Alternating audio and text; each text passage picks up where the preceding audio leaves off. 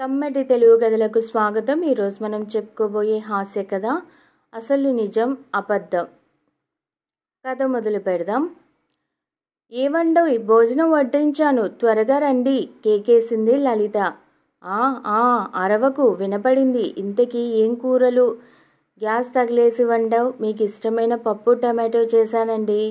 అవునా, సంతోషం అని తన బెడ్రూమ్లోంచి డైనింగ్ టేబుల్ దగ్గరికి నడిచి వస్తూ, ఏది ఏమైనా ఎదురింటి పద్మగారు చేసినట్టుగా నువ్వు పప్పు టొమాటో చేయలేవు. మొన్న నువ్వు ఊరెళ్ళినప్పుడు ఆవిడ్ని చారు కోసం అడిగితే పప్పు ఇచ్చింది. భలే కమ్మగా ఉందిలే, అసలు ఆ రుచే వేరంటే నమ్ము అంటూ తెగ పొగడనారంభించాడు పప్పుని, ఆ వంకతో ఆమెని. మధు ఎప్పుడు లలిత చేసే వంటలకి వంకలు పెట్టడం అలవాటు. అదీ కాక ఎదురింటి పద్మ చేసే వంటకాలతో పోల్చి ఆమెని ఆకాశానికి ఎత్తేస్తుంటాడు. పద్మకి కొత్తగా పెళ్ళైంది. వాళ్ళాయన చెన్నైలో ఉద్యోగం చేస్తుంటాడు. ఇక్కడ ఆమె ఓ కాల్ సెంటర్లో హెచ్ఆర్ డిపార్ట్మెంట్లో పనిచేస్తుంది. మనిషి కూడా పేరుకి తగ్గట్టే బాగుంటుంది. కానీ ఆమె ఊసెత్తితే మాత్రం మన లలిత కన్నుల్లో టన్నుల కొద్దీ చిరాకు చూడవచ్చు. ఎప్పట్లానే ఈరోజు కూడా అదే ధోరణితో పోల్చాడు మధు. ఆ మాటలకి లలిత, అవునవును, మీరన్నది కరెక్టే, అందుకే ఆమెని అడిగి అప్పుడు ఆమె మీకు ఇచ్చిన టొమాటో పప్పుకి అంత రుచి ఎలా వచ్చిందో అడిగి తెలుసుకున్నాను.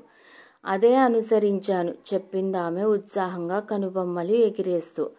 అలాగా అంటూ ఉత్సాహంగా తన చూపుడు వేలు పప్పులో ముంచి రుచి చూసి, అవును లల్లి, ఇంచుమించు అలానే ఉంది. ఇంతకీ ఆవిడ చెప్పిన చిట్కా ఏంటి? చెప్తాను. మీరు అడిగినప్పుడు పద్మ వాళ్ళింట్లో ఏ కూరడు లేవట. కానీ అంతకు ముందు రోజు తాలూకా మిగిలిన టొమాటో పప్పు ఫ్రిడ్జ్లో ఉంటే దాన్నే మీకు వేడి చేసి ఇచ్చిందట. పాపం ఏమీ అనుకోవద్దు అంటూ మరీ ఈ నిజం చెప్పింది. నేను ఆవిడలానే నిన్న చేసిన పప్పుని ఫ్రిడ్జ్లో పెట్టి ఈరోజు వేడి చేసి మీకు వడ్డించాను అంతే, చెప్పింది లలిత బుగ్జాలెగరేస్తూ. ఆమె మాటలు విన్న మధు కిక్కురుమనకుండా భోజనం చేసి, ఇక నుండి ఇది వరకు నువ్వు చేసినట్టే చేసి పెట్టు చాలు అంటూ అక్కడి నుంచి వెళ్ళిపోయాడు. తర్వాత ఎప్పుడు పద్మని లలిత ముందు పొగడలేదు.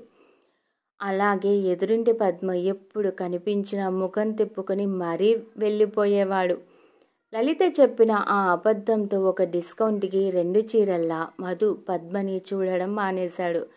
ఆమెని, ఆమె వంటల్ని లలిత ఎదురుగా ప్రశంసించడము మానేశాడు. ఈ కథ మీకు నచ్చినట్లయితే ప్లీజ్ లైక్ చేయండి, షేర్ చేయండి. కమ్మటి తెలుగు కథల ఛానల్ను సబ్స్క్రైబ్ చేయండి. Thank you very much.